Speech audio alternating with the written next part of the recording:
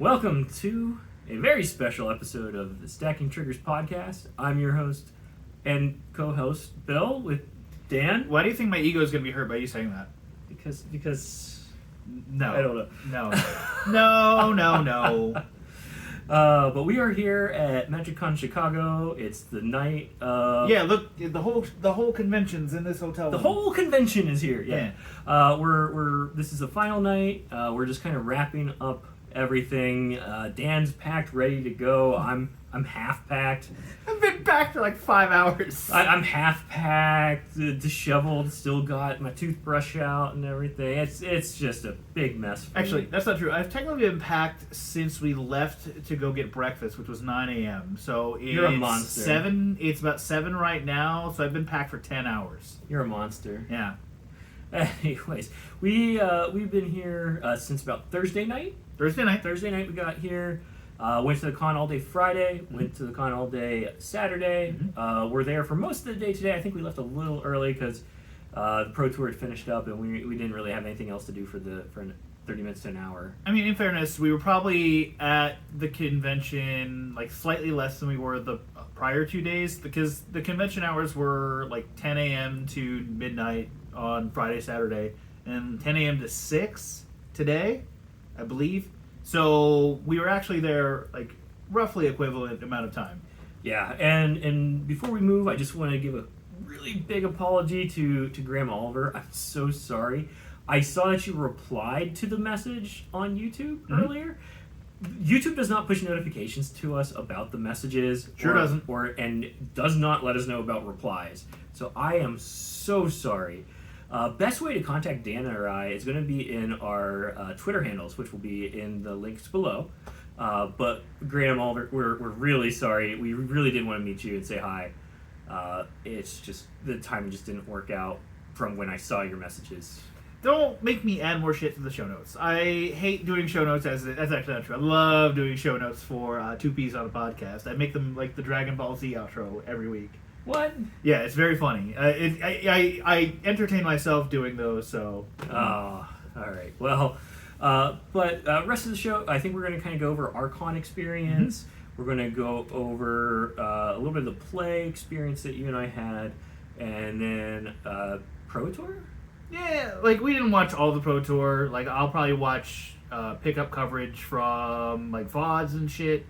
And just see like mainly the Pioneer stuff. Like draft never interests me. Like don't get me wrong, there's great drafters. They're much better players than me. But like the Pioneer stuff is the stuff that I care about, especially considering that's the next RCQ format that we're gonna have. Yes, that RCQ format I think starts April. Yep. Yeah. So I think Outlaws at Thunder Junction are going to be legal for that. I don't know exactly when that set releases though. So I'm totally guessing. Yeah, I think it might be, or at least it'll be legal halfway through it. Yeah, partway at the minimum. But yeah, let's go con experiences. Overall, Dan and I's perspective is going to be very much a competitive based focus. Yep. We both did multiple competitive events, so it's not going to be a lot of the casual stuff that was there. So just to give that kind of like a lens to this. Yeah. There's opinions going to be out there currently about like, oh, the casual pick up and play kind of aspect, and we saw a video, and like that video does not reflect our experience in any way, shape, or form. Yeah. But to kind of start, Dan, you played in the Thursday. Well, actually, I want to talk about like us getting there in the first place. Oh, sure. All that good yes. stuff. Let's start there. Sorry. So we get in. We on Thursday night. We eat at a Korean karaoke bar / restaurant. Delicious. I had soju for the first time. Great experience. Yeah, we got Korean pilled. So we got Korean pilled. I can't now. I want to go to more Korean places. Woke up, got breakfast. Set our. Oh, we tried to get on the train. The train hurt really bad because we even checked ahead of the time. And we picked our hotel because it was right across from a park that had a train station in it that went like right to the convention center. Yep. Unfortunately, the train comes like every hour, and we missed it by we don't know how much.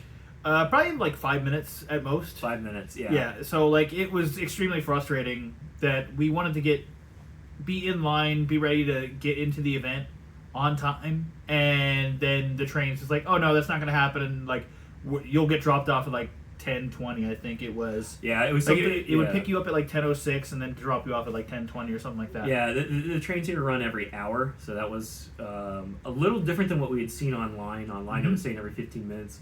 A nice lady at the convention told us, because she was working or looking at the bus schedule or train schedule, Yep. that it had changed recently. So that was frustrating. Yeah, so it was just Ubers all week, and Uber experiences vary. So we set our pickup. We get picked up by this guy. He's like, hey, you didn't set up your pickup location correctly, but I'll come get you. That's no problem. And then we get in the car. He's like, so you guys going to the, like, what are you guys doing? We're like, oh, we're going to the Magic convention. And he's like, well, you set the wrong drop-off location. And I'm just like, well, shit, like, I fucked up everything here. And he's like, don't worry, I got you, but like, I take care of you, you take care of me. And I'm like, yeah, sure. Yeah. So he has to put in a new drop-off destination, and we get there, and it's like the bowels of the convention center. Oh yeah, we got in at like underground level. Yeah. And so we were walking in, and we start walking straight ahead of us, and just employees at the convention from like 50 feet, maybe even 100 feet away, start yelling at us and go that way, go that way. And it's like, well, where's... No signage, nothing like that. Just people yelling at you from miles away to go the other direction. Yeah, like, don't do that. Like, there needed to be like a sign that said, oh, if you're going to MagicCon Chicago, go here. Like, MagicCon Chicago, this way. Like, that's so simple. You don't have to, you know, you want to save on costs of like not staffing events. Putting up a sign is a pretty good way of preventing people from going into parts of the convention center that they probably shouldn't be going to. Yeah. And so that was hard to do. And then we were corralled into these lines, and they you know, we just got done with the panini. Yep. And we got jammed packed like sardines on top of each other into these lines to get, you know, be released in stages into the convention floor. Yeah, it was very much like, there's space in front of you, move into it. And it's like, okay, so you want me to be like right on top of this person with no personal space. It's like we've learned nothing, and that's not fine. Like, so like seeing that, like, I went to the ticketed play event area, and they had masks. I immediately masked out for the rest of the convention. Yeah. Like, I was like, if this is going to be the lack of care you're showing with this, then I don't want to get ill. I'll let you know in 2 weeks. Yep, we'll see. Anyways, and then so that happened, and I had to pick up cards. So like, I was getting like really antsy too, because I had to pick up cards. I had to sleeve a couple cards because I was smart, and I checked with the vendor ahead of time and ordered what I was missing early, so that way I could complete my decks. And I had two. One was backup. Thank goodness I had to, because I forgot some cards at home. Yep. And I also wasn't looking for March of Otherworldly Light at all, but yeah, you missing those cards. Yeah, I didn't see it anywhere. But again, I wasn't paying attention for it. Yeah. But so you took part in the Standard Showdown. Yep. Or this Standard Open. It's a Standard Open. I took part in the Secret Lair Showdown. Both of those events were happening relatively concurrently. Yep. The Standard Open had 500-ish. About 510 people. Yeah, and a max of what was the cap? 1,400? 1,200. 1,200. Yeah. So less than half. Less than half. Which is how you say bad. That's very bad. For, like an event they were really trying to push. It seems. Prizing stopped at 96. Yeah. So 1/5 of the attendees got a prize. Yeah. Of 200. I think the lowest prize was like $200. And entry was 150. Okay, so like if you got 96, you made back your entry Plus some. Yeah. So, but like, you know, that's EV. Yeah. You know. Yeah. It was good for the people who did. I will say I felt very shafted because I also played the Secret Lair Showdown on Saturday, and I played it twice, and I got a promo prize each time I played. Something to say, oh hey, I played in the Secret Lair Showdown. It was really fun. I did not get any participation thing for Standard, for the standard open, and that's a little bit of a bite because with the Secret Lair Showdown, it's a spell pierce that's foil. Current price is like between $120 $150, varying. So if I were to sell it right away, I'd at least make everything except for a couple bucks back. Right. Yeah. So like, there was that whole thing. We'll talk about like our results in that very shortly. Right. Yeah. The biggest problem that we and you've probably seen this on Twitter. A lot of people had was that I think it was at like 2:00. The Command Zone podcast had their game nights live. Yeah. And it was just like screeching for 2 hours. And it wasn't. I want to clarify. It was not the people who were attending. It was mainly the people up on stage with the microphone attached to their face, yelling at the top of their lungs. Yes. So, for those of you who aren't aware, the show floor, the ticket and play area is like here. Then there's the prize wall here, and then there's the main stage here. So, and there's very little buffer between the two areas. There's no walls, there's no room, there's nothing. Nope. So it's just wall of sound, prize wall, a bunch of people trying to describe triggers to their opponents so that way nothing gets missed and nothing gets fucked up. Or miscommunication, which happened in one of my games. Right. Because I'll go into that later. I mean, we can go to it now. Okay, yeah. So what was happening was there was a lot of yelling going on, and I had played a Thalia. My opponent was on a blue-white control. Which Thalia? Oh, I'm sorry, the taxing one. The 2-1 that got reprinted in Crimson Bell. Yeah, because yes, that one. Yes. Anyways, that I played that, and then I was moving through my steps, and I had a trigger at end step, and then right as soon as I announced the trigger at the end step from Wedding Announcement, my opponent was like, "Oh, can we go back?" And I played Deduce in response to Thalia, and I said no. Right. And then the crowd started getting really loud, and he said something else, and I said, okay. And then he attempted to continue to try to play his Deduce. No, now, I'm just going to say that we just didn't hear each other, but I had to really push for it to, no, you don't get to play that Deduce right now. Right.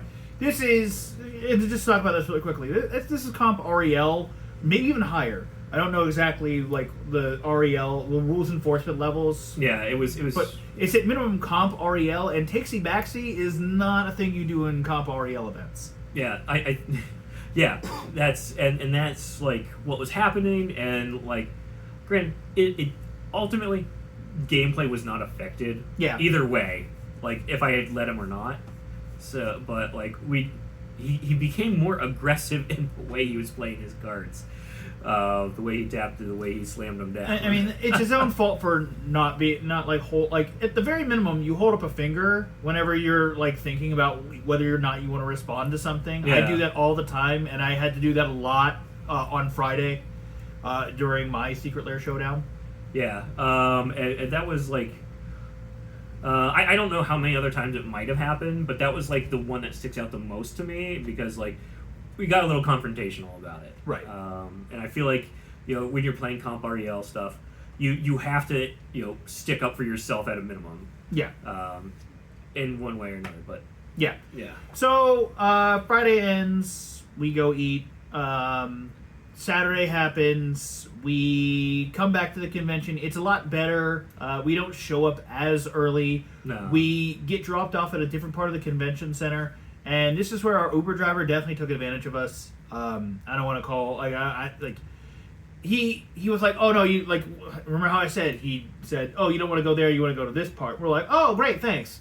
Yeah. And it was actually cheaper for us to get dropped off at the new location, at the correct location, at the new location, and was ultimately faster to get into the event itself. So like I got completely bamboozled by this guy. So but like also Chicago is not a great city for travel because it really doesn't describe anything that's happening. Mm-hmm. I just kind of sat there and was like, yeah, sure, whatever you say, buddy. Like way too trusting of a little bit of this. Yeah, there was a lot of stuff like that, like just directions in general felt really hard. Not just at the convention center, but like even at the airport. Like you and I landed at separate terminals, and it took us like an hour to find each other. Yep, sure did. So Saturday happens. It's a standard showcase, the Secret Lair Showdown. Sorry, and you and I are both playing in it.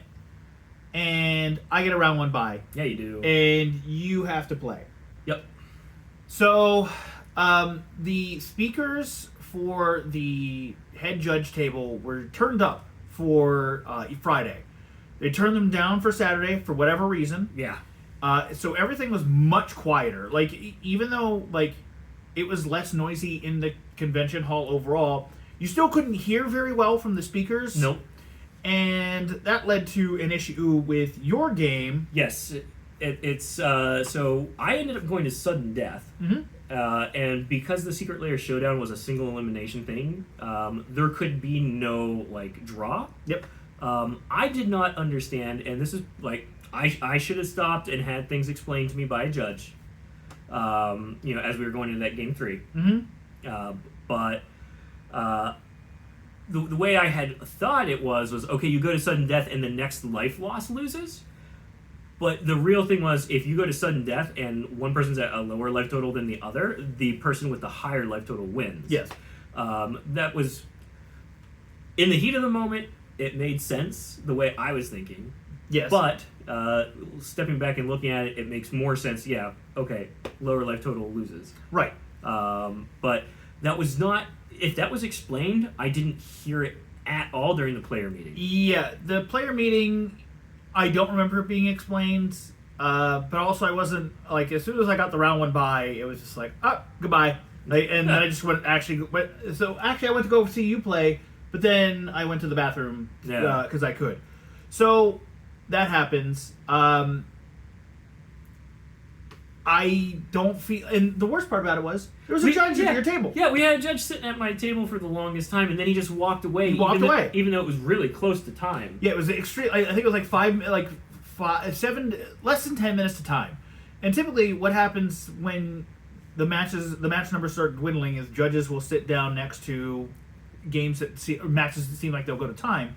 So what this judge seemed like he was doing, and then just walked away. And it's like... Yeah. And maybe if he was there, I would have thought to ask, "Hey, what's the sudden death rule again?" Right. So like that. But at the same time, like again, I should have been the one to make clear it's my responsibility as the player to understand the rules. At the same time, it would have been really nice to have it explained somehow, in a way that was accessible for everybody. Yep. Right. Like I'm sure there were people there with hearing difficulties.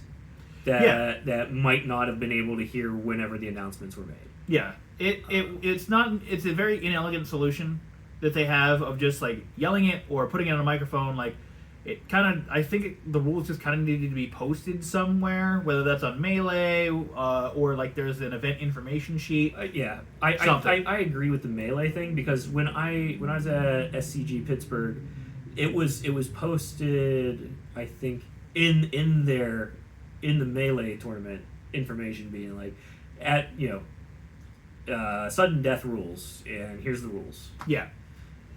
So that happens and then you lose that game because you don't understand sudden death rules. Yep. I'm watching that game. Bill wins that game if he understands sudden death rules. Yeah. Like it's not even a question in my mind. Like if Bill understands the sudden death rules, I play it completely differently than how I did. Yeah, because your opponent, just talk about the game. Your opponent cast Preordain. You had 2 Orcish Bowmasters in hand, and right? If you I had the mana up, I think, to cast both. Yeah. Yeah. I probably only would have cast 1. Yeah. Well, to protect it. To protect it. But yeah, you know what I mean. Like there's a little things like that you could have easily done that would have tilted the game in your favor. That like because it was like 10-8 in life total. Like this was a close, super game. Close. Yeah. And so like Bill not understanding the rules and his opponent understanding the rules, like that was like the complete difference. He didn't understand the rules either. No, he did. Oh, did he? Yes, that's why he's like, I'm bolting you. In sudden death, you are a loser. He knew exactly what was going on. Okay, yeah, I thought he was just bolting just to bolt. Nope, Yeah, he was doing it to ensure that you were losing. Like, you couldn't go double Bowmaster and tie it up and then win on the backswing. Okay. Yeah. So that's what happened there. Okay. You do it again. Again, in that one, the sudden death rules are also not explained from the player meeting. No, there was no player meeting that time. Oh, that's right. There was no player meeting. They skipped the player meeting. Somebody, and your opponent was even like, the player meetings are worthless. We don't even need these player meetings. And I was like, you kind of do for these sudden death rules. You held your tongue. Yeah. I had to hold my tongue quite a bit in that match. Yeah. We'll talk about that coming up here. Yeah. But, so you go through that. You eventually scrub out of that. But you do prize. I prized in mine as well. Or my first one. My second one I did not prize. But so we leave. We go to eat. We come back the next day. And there's no real ticketed play events. So we on Sunday there's not a whole lot. Yeah. Like there was like draft and sealed and that kind of stuff. And it was like all that stuff had sold out days ago. Yeah, and all that stuff was sold out. So it's like, all right, let's just fuck around. Like, we went around to vendors. I got my 4th Spell Pierce. Yeah, you did. Because I bought one from a player for $100, which was, like, the best value of the weekend. Yeah. Yeah, because it's shooting up now, so I'm glad to have gotten that. I'm sure he's upset that he didn't. Yeah. We did the murder mystery thing. Which I think was probably one of the better experiences we had. Yeah. Like the non-play experience. That was probably one of the best. Yeah.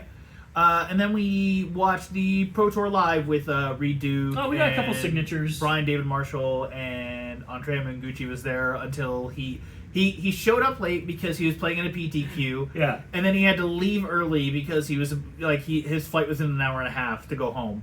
And then he missed the flight. And then he missed the flight. But it was funny that Mengu was there probably for like 45 minutes, and it was like, oh, goodbye. Goodbye. Yeah, we did a couple other things. Like we went and checked out the artist booths. Yep. I got a couple more artist signatures on my Brazen Borrowers, and I got the Brazen Borrower artist proof. Yep. Saw the prof. Yeah. Yeah. I ran into like a bunch of content creators. Like I saw Anzid Honorog. Chatted with him for 5 minutes. We saw Reed Duke at dinner right before this. Travis Gafford we talked to Travis Gafford for like 30 minutes at the O'Hare Airport.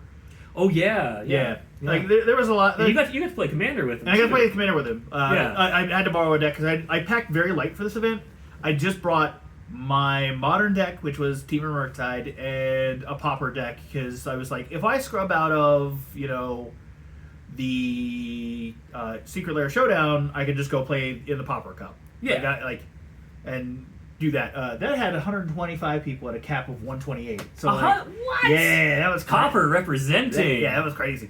I would have played essentially Pauper Murktide with it would have been like a Scred Terror, which that deck seems fun.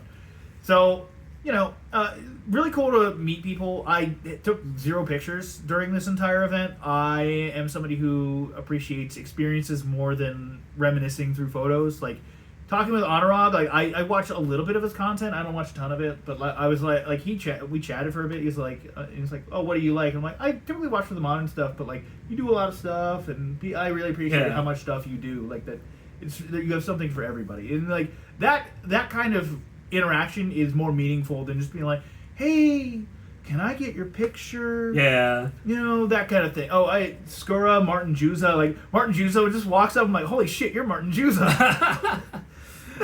Stuff like that. Like, I appreciate that, like, those kind of moments more than just being like, can I get your picture? And we were walking out towards the Pro Tour area at one point, and you look over and you're like, oh, hey, it's Simon Nielsen. Yeah. And he looks up at you in the middle of a match. In the middle of his game. And I'm just like, oh, Dan, did you just cost him the game? Well, and, of course, he gets second to the Pro Tour, so Simon, you're welcome. But no, I just give him a little wave. I'm just like, oh, whoops. Didn't mean for Simon Nielsen to hear me say his name. Yeah, and then I met Rebel and reminded her how I beat her on MTGO. And it was funny. Yeah. So I think that's pretty much it experience-wise. The overall, I think we just wanted better communication and a better delineation of play spaces and overall stages, like the better setup to where like the fucking stage isn't next to the play area where everyone's trying to concentrate really hard on their high stakes events that they paid a lot of money for. Yeah. Secondary thing I think would be line cap and line times. Yeah. Those were you and I spent quite a bit of time yesterday in the merch shop line. It was like hour and a half, 2 hours. It's at least an hour and a half. Yeah, I know of people that on opening Friday spent 4 hours in the line trying to just purchase stuff. It was really difficult, and I wish there was a better system that they could come up with. Yeah. I'm not saying that I have the answers or like do better, but like it would be nice if there was a better way. There needs to be a better way. It was a very imperfect system because it required people who've been standing in line for at least an hour to not be glazing over as they reach the top of the line, because it's just like a bunch of people behind the desk go like waving like this, and you're like, and then like they won't say anything, like they'll just wave their hand, and it's like, how do you expect somebody to pay attention to that? And I know like there's a lot of noise going on everywhere else, but like we gotta like there's a lot of people in line here. Let's pick this up a little bit. Like there was many times where there's just like an open cashier or like person that like they're just like, hey, and nobody's paying attention, and like the person in line who's supposed to keep the person at the front of the line who works for the event who's like supposed to be like, hey, go there, isn't paying attention either. So yeah. I also wish that, like, at the artist booths, I was trying to get the artist of Gigantha to sign my Giganthas. Every time I went, his line was capped. Yeah. And it would be, and the lady explained to me that some people have a lot of stuff for them to sign, some people have nothing for them to sign. Or, like, not nothing, but just a little bit, right? And it would be nice if they would cap how many things you could get signed. Yep. And if you have more than that, get back in line.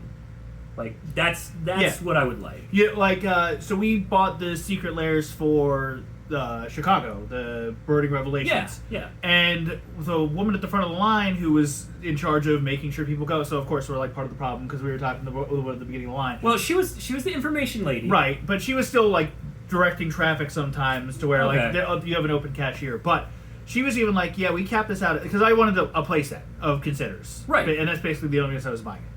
And I'm like, hey, quick question, how many you're going to cap this at? And she went, 10. And she told us a story about how a guy wanted to buy 100 because his piece of shit scalper. 100! Piece of shit scalper. And they made him get back in line 10 times. 10 times to get the 10.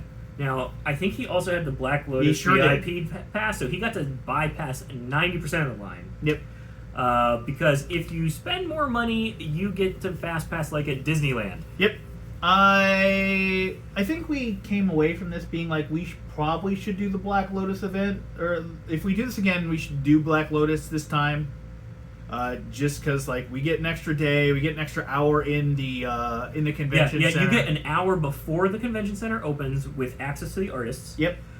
You get a big swag bag full of stuff to help pay for your thing. Yep. You get daily access to the shop, and every day they had a different set of playmats available only for that day.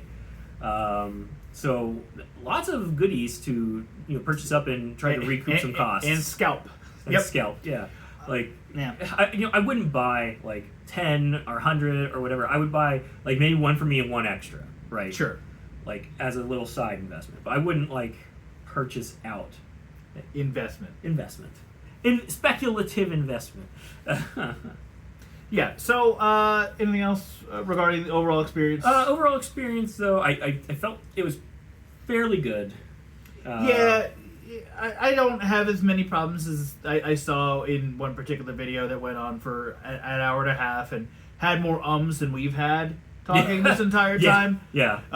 People, if you've seen the video, you'll know exactly what I'm talking about. But I don't know how big that video will be. But it's doing its rounds on TikTok that I've seen. So okay. I saw it on my For You page. Hey, it's because I watched it. Yeah, that's probably true.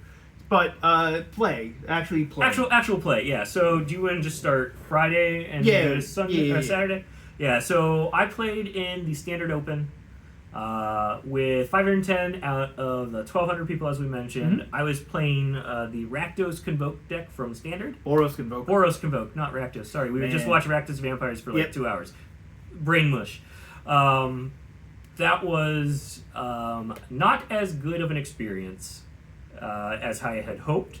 I think I went 1-3-1. Yeah. And just so officially it was 1-3-1. It was technically 2-3-2. I'm sorry, 2-2-1. 2-2-1. But I didn't feel like playing anymore because I knew I wasn't going to prize with a draw.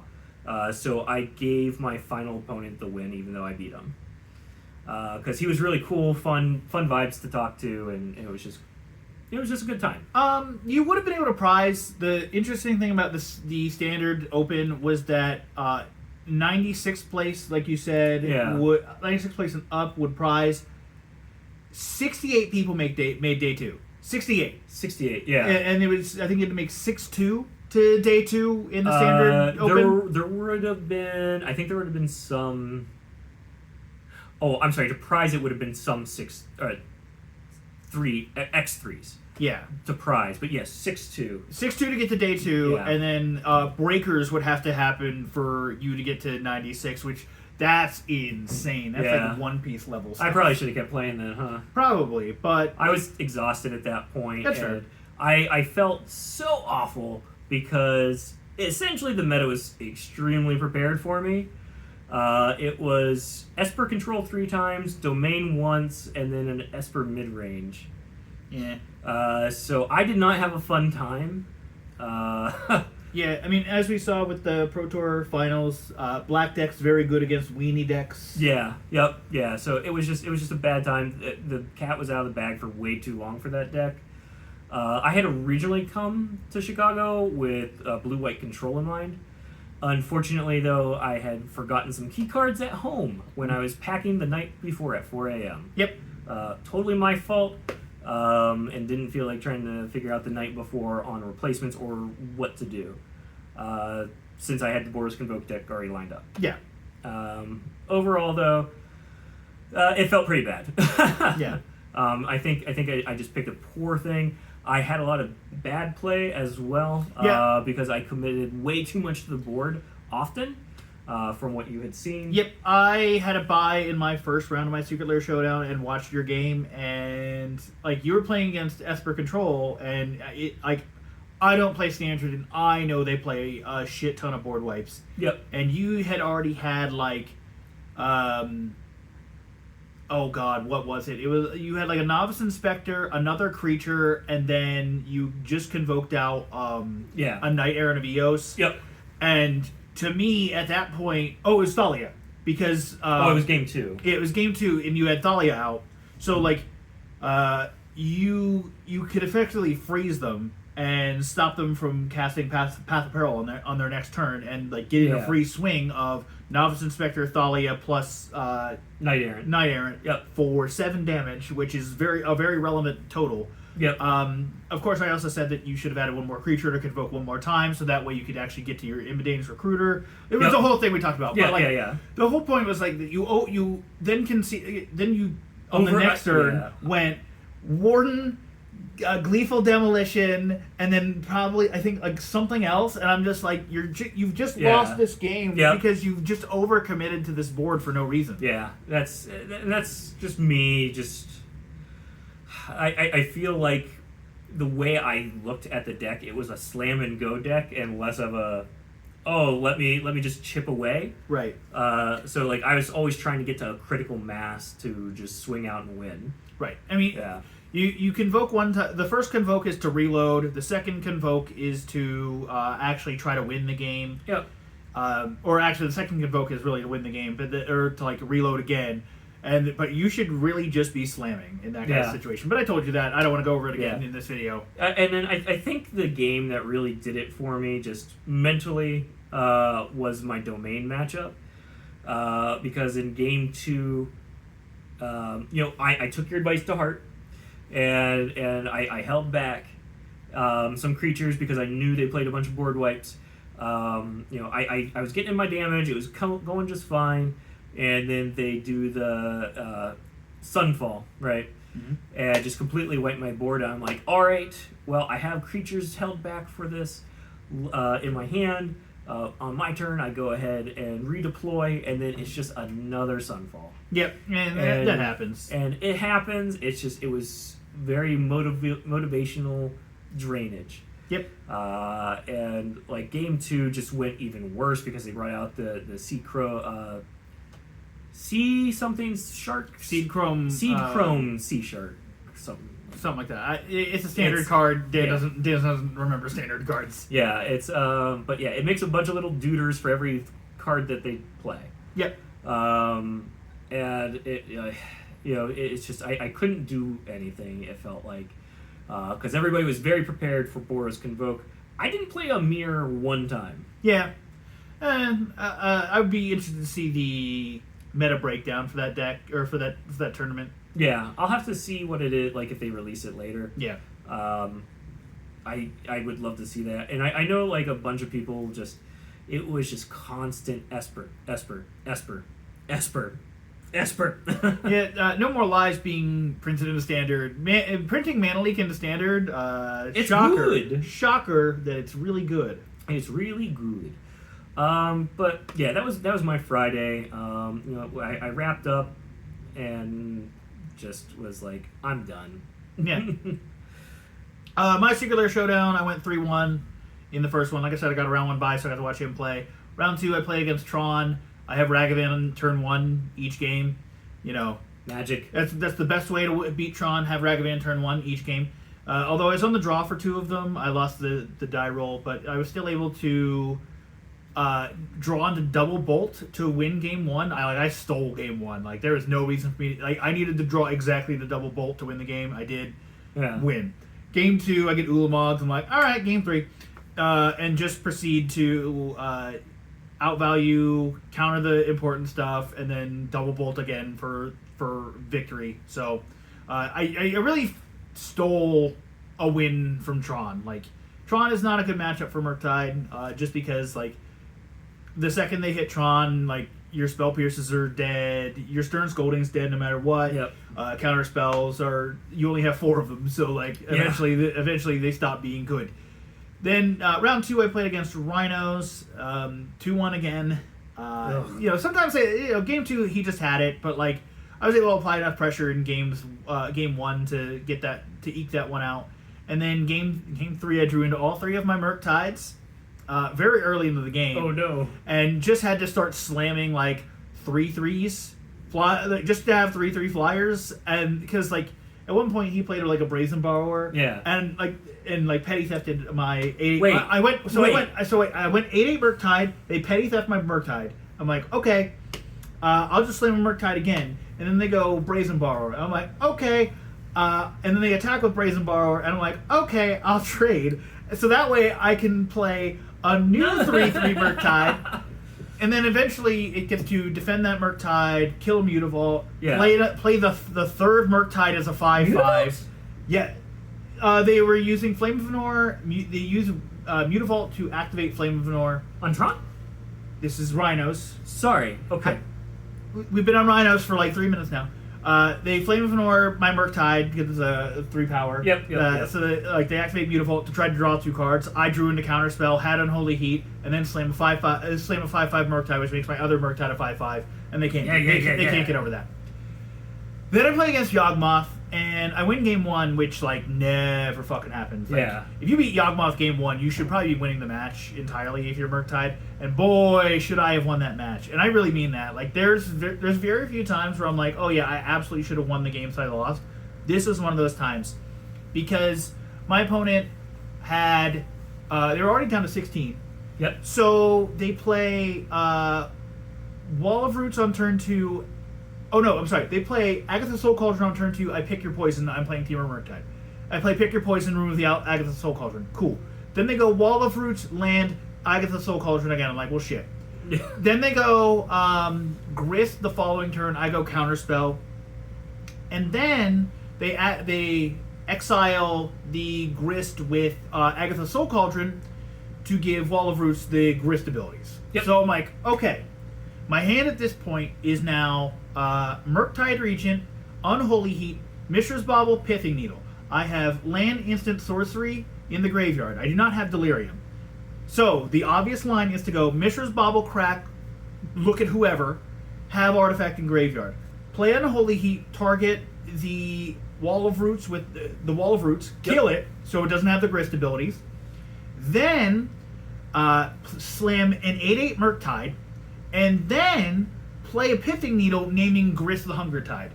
Because the second I do that, they have no way of removing Murktide. Right. Not like they're like maybe they side in Maelstrom Pulse.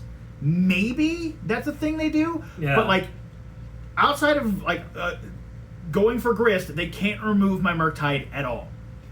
I proceed to go Unholy Heat, and I lead with the Unholy Heat, and from there it just crumbles. Because you didn't have Delirium. Because I didn't have Delirium. I play the Pithing Needle. I name Agatha Soul Cauldron because I just like if I get a way to remove the Wall of Roots, I don't want them to put more counters onto the onto any of their other creatures and give them Grist abilities. Yep. They of course go untap, play land, Court of Calling for 3, play Grist, remove your Murktide, and the game just snowballs from there. Now we get into the sudden death rules. It's like 2 minutes. Like I'm making my opponent just kill me in that game because there's like 5 minutes. There's like 7 minutes left at that point in the game. Yep. I could scoop it up and be like, let's go to game 3, but I know about the sudden death rules, and I'm a red deck that plays Lightning Bolt. Right. So I am not slow playing because we had a judge sitting there the whole time. This is top 32, so there's 16 matches, so like a lot of matches were already wrapping up as it was. Judge is sitting there watching me play, and I'm taking time, but I'm not like being like let me draw, let me tank for a minute, think about this. I think I tanked for maybe 30 seconds a turn. Yeah. And then would pass. Because I think it was like counterspell, land in my hand at the end of the game. Yeah. I will say I made a mistake. I should have made my opponent just attack per game instead of just picking up my cards. I let them just kill me the entire game. I should have let them take the 5 seconds, the additional 5 seconds to kill me. Yeah. I had to resolve my mulligans. I went down to 5. I was specifically looking for a hand of Spire Bluff Canal Lightning Bolt. In case, like, through resolving mulligans, we'd hit the sudden death timer. Yep. I think we were 30 seconds off from that. My opponent mulliganed to 6. They pulled out 2 Blooming Marshes. They just had an aggro start. Like, they went Delighted Halfling. I have to bolt that. Yeah. I have to. Like, 100% of the time, must remove that card. And then they go Young Wolf, and I can't remove that card with a Lightning Bolt. Nope. And then I proceed to not draw anything of relevance for the rest of the game, and it was just over for there. So a complete punt in game 2, and then not using enough of my time that I had available to me to push into the sudden death. Making them kill you slowly. Yeah. With their dinky creatures. Yeah, and I even asked the judge the following day on Saturday and was like, hey, I just want to know, like, you didn't say anything, but I just want to know from your perspective, was I even borderline? He was like, no, I think, like, considering all the knowledge that I have on your deck and how the game was played, you played with the perfect pace of play to not slow play, but also taking your time in order to extend to a new win con that is available to you. Yeah. Yeah, and that's something that, like, I think is really important, and people need to really make sure that they know is, like, what do we do at the end of turns? Right. Yeah, because, like, it's not always clear, because, like, with these single limbs, the rules are clearly different. Also, just everything in general with the Secret Lair showdowns that we had, every time we played, it was a different way to start. Yep. It started differently every time. Yeah, I got everything explained to me at the beginning of the Friday at noon, and by the end of by the 5 p.m. on Saturday, nobody was explaining nothing anything. was explained. Yeah, so like I understand everybody's fatigued at that point because that's a lot of Magic, a lot of questions, a lot of rules discussion, but we just need some consistency. Yep. Yeah, like maybe somebody else was in the standard open for a day and a half, and is just coming to that 5 p.m. Secret Lair showdown, right? Like, we don't know who's been here and who hasn't. Right. So, you can't assume. So, like, the rules should be explained clearly and effectively every single player meeting. Yes. So why you have the player meetings? Yes. Like, as much as those guys want to be like, oh, I think player meetings are stupid. Player meetings are very important because you should always understand the rules, especially if the format is slightly different than what you're used to playing in other tournaments. Right. Yep. And then from there, I think that was Friday. So, that was Friday. And so, like, when we were done, we were, like, beat and tired. Yep. So we just came back, got some food. What did we get? We got... Oh, that was deep dish. That was pizza day. That was deep dish night. Yeah, deep dish night.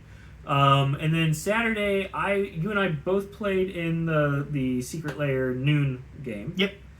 And you got a bye. I got a bye, and then I got Troned. They had turn 4 Tron, and then natural Tron, but in Blood Moon, and they just had the correct cards to play through the Blood Moon. Like, they had Star... this is all in hand, mind you. They got natural Tron, Haywire Might, Chromatic Star, Relic of Progenitus, and it's like, well, what the fuck do I do about that? Like, Yeah. You know, Tron always has it, and if they don't have it, they have it. Yeah. So that's what you played on the second round. I was 12 p.m. at 12 p.m. Yeah. Yep. And I was also in that one, and I was on Sultai Shadow against another Murktide deck. Yep. And I think, like, you and I had just been playing that matchup because I wanted to get practice, because I think I've only done, like, 4 games with this deck. Yep. And we just recently tweaked it the night before. But it was fantastic. Game 1 felt very smooth and good. I was able to get in a combat trick to kill their Murktide. Yep. With, I swung with a small Death Shadow, and that opponent thunk hard about whether or not to block it. And then I had a Dismember in hand, so I was able to both pump it and do -5/-5 to their Murktide for it to, 1, survive and clear the Murktide. Yep. It was a good play. I saw it, and it was just like, he's about to blow this man the fuck out. It felt so good. Game 2, much more rough. I forget what I did specifically in Game 2. I don't know. Unfortunately, I didn't have a pen or paper to keep in my notes. Oh, I remember. You had only one creature. It was a Stalactite Stalker, and then you tried to defend it from Unholy Heat, and I'm just like, I know that's the only thing you had going on, but, like, that's such a bad play. Like, trading down 2 mana for 1 mana on a card that's like a 2/2, I think it was that a point. 2/2 at that point. Like, that's just it's worthless. Yeah. Like, that's such a worthless play. Yeah, I think because, like, I wanted, like, I should have been in more of a control aspect mindset and just let it go than more of an aggro aspect. So, that was my fault. And then Game 3, it came down to the sudden death rules. We just talked about it. Yeah. And also, I'm fairly confident. I know for a fact you missed a Stalactite Stalker trigger. Yep. Your opponent plays Unholy Heat. I'm not 100% certain that it was a Delirious Unholy Heat. You seem to think it was. I would have known. But they play the Unholy Heat, targeting the Stalker. Your miss trigger was a big miss there. You missed out on 1 damage plus. Like, if it's not a Delirious Unholy Heat, it doesn't. Yeah. Like, it lives. And I think you could see it in my face in Game 2 where I realized I missed it. I'm not sure if you could have, but there was a point where I realized I had missed it because I was like, oh wait, can't we? And then I was like, no way, I can't. Never mind. I already passed the turn. Yeah, I stood behind you the whole time. I didn't want to wind up like that guy would be like, oh, his friend was making faces behind me, and it's like, I don't want that shit. No. So I stood behind you the whole time. There was a couple times I had to walk away and cover my mouth because I'm like, this is exactly what you should be. Yeah. There was multiple times in your second Secret Lair showdown where I'm like, this fucking idiot. I hate this man. Oh, me? Yeah, you. So that was that game, and then I did the 5 p.m. Secret Lair showdown. I did not. I was going to sign up for it, and then it was too complicated. And then there was 80 people 15 minutes before the event started, and then 120 or 130. 130. 2 people dropped. So something else with the communication. We didn't know that it immediately skipped into round 2 because of the single elimination. Yeah. and it capped at 256.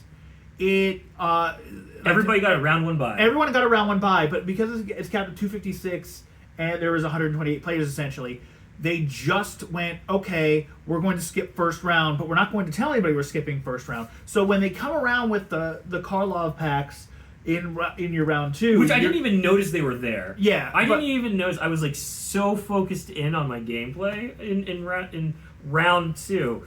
Yeah, in your second match, but like. Yeah, that not being announced is insane. Yeah. And I'm paying attention for that, and I don't hear it. So, we were all very confused, like, because I think somebody mentioned, like, there should be a round 1 bye, right? Yeah. Yeah. I was like, there should be a round 1 bye. Yeah. So it was not very clear that they skipped it and just automatically counted it, but either way, the second Secret Lair showdown at 5 p.m., still on Sultai, Murktide. I think I went down... Sultai Shadow. Sultai Shadow, sorry. I went down 1 Mosswood Dread Knight and up a Consider to get more card draw and selection and to help the Stalkers. Yep, mainly to help the Stalkers. That's what it's primarily focused to be. Yep, and so from there, I was against Merfolk, not Murktide. Yep. Merfolk. Fantastic fun game for me. I felt really bad for my opponent. You're a black deck against a creature deck. Yeah. Like, they don't have a good time. I felt bad, but I also didn't hold back. There was a misplay in game 2. 2 misplays. Or a handful of misplays. The opponent did a turn 2 Chalice on 1. Which is a great play against your deck. Like, Fantastic. Stalker, Considers, Preordain, 90% pushes. of my deck, Like, a lot of your deck is... 90% of my deck was turned off. Yeah.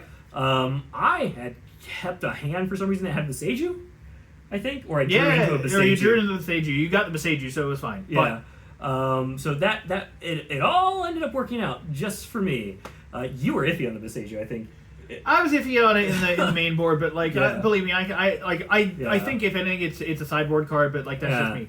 But what happened was your opponent has the Chalice on 1, and then they go play their own Aether Vial. Yep. Which and I counter it with Counterspell. Yep. Forgetting that Chalice was on 1. Yep.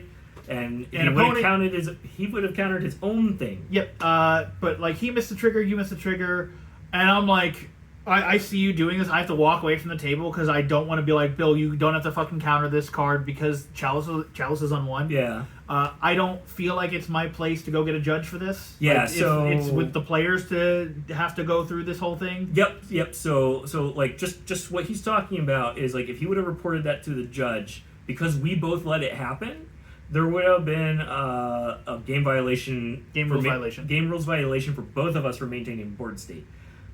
What that would have resulted in, I'm not sure.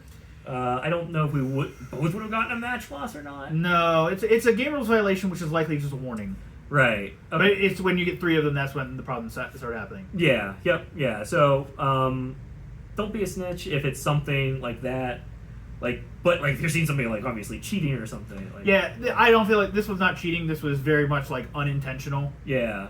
Yeah. Everybody just goofed up. And it's not like it didn't help him win. Like No. you still 2-0'd him. Like it didn't help him in any way, shape, or form that his Aether Vial resolved, or his Aether Vial. My counter spell. Like the only thing that would have happened was I might have countered something of his later down the road. Yeah, like he had to save at one point to save on my removal. Yeah. That was the only thing. Yeah. And then let's see. But yeah, 2-0'd him. The other misplay was that you had a Stalactite Stalker in play as 3/3, and the first line of text of Stalactite Stalker says Menace.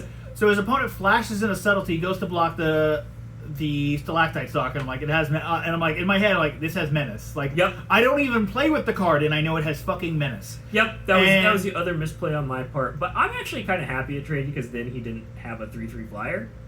I mean, I think you're fine with a 3/3 flyer existing. Yeah. Because, like, now he has to actually consider, am I going to just race this man? Because he was already well behind. Like, I think, in that case, like, I think he was incredibly behind. Yeah. So I think you were better off just, like, being like, yeah, these don't trade. Yeah, okay. Well, either way, you're right, that was the other misplay. And then in game 3, it was technically game 3 because of the bye. Round 3. Round 3. Sorry, round 3. I was playing against somebody who was on the Pro Tour. Youngster Dennis, and Teeth doctor, a young teeth doctor. young Dennis, youngster Dennis, and he was on the Living End, and he blew me out. Yeah. It comes down to you not having Fluster Storms. Like, you obviously didn't come prepared, like, that you wanted to play in the Secret Lair Showdown. So, like, not having the Fluster Storms is a big thing. That would have helped quite a bit in that matchup. Yeah, I wasn't even aware of the total meta. Like, I knew Rhinos was there, but at the same time, like, that was the only card that I really knew, like, deck that I knew about. Like, yeah, I talked about it with you, but when there's a Rhinos meta in Modern, the best decks against it are Tron and Living End, so you kind of have to be prepared for both of those matchups. You lose to Tron 100% of the time because you're a blue deck. Yep.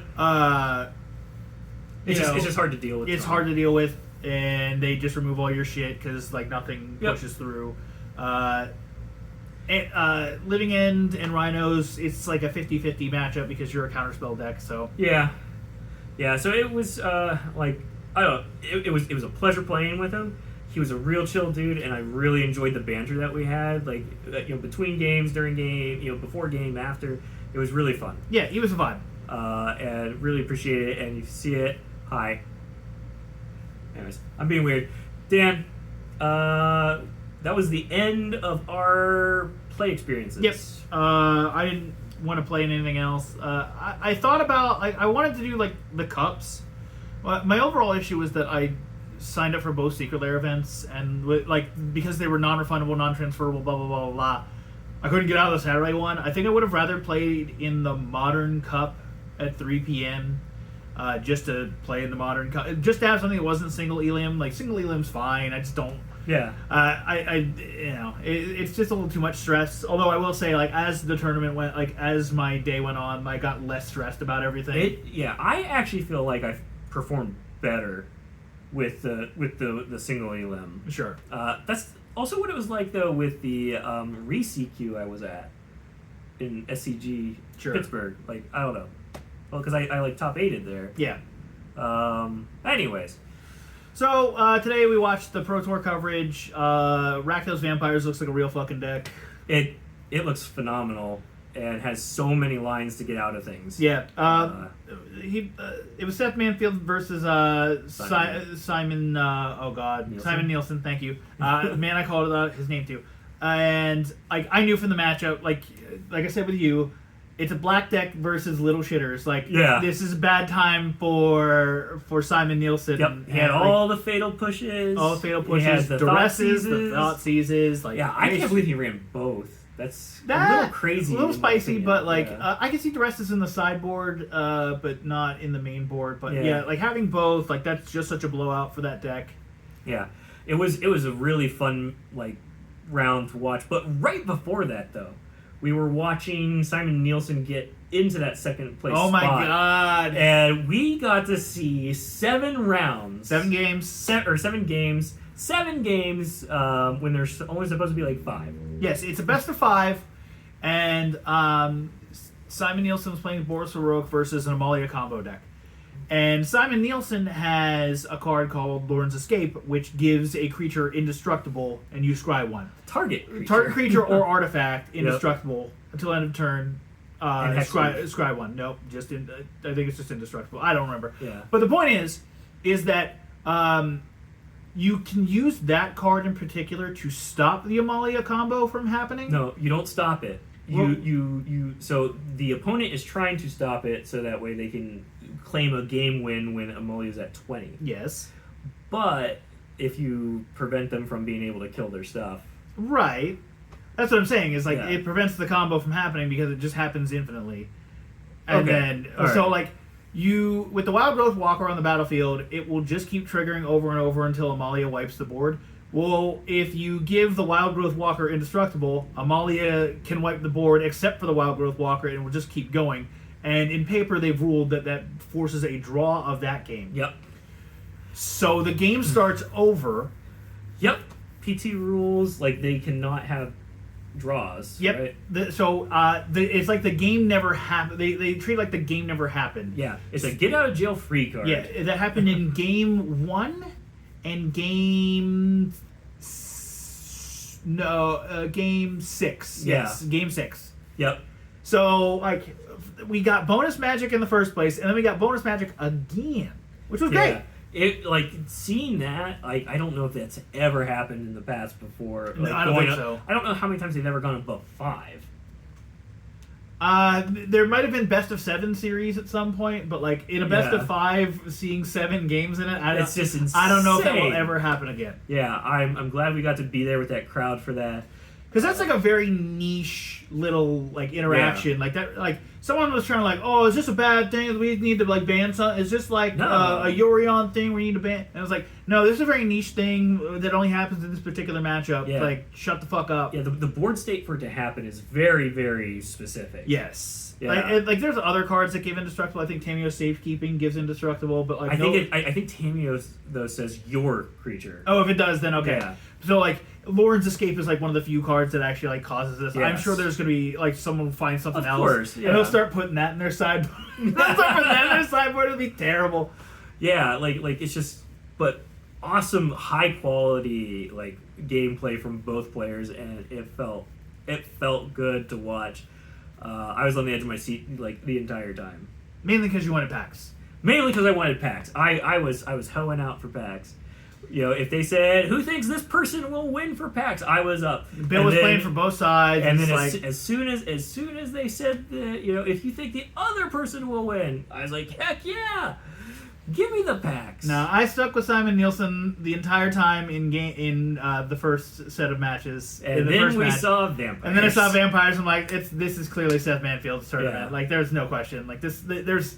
I would love to see the metagame breakdown, like the match win percentage, because like I feel like Rakdos Vampires just I feel like it would just eat its lunch the whole time. Boros Heroic did show really well. Yeah, it makes me happy. Because Mengu played against Boros.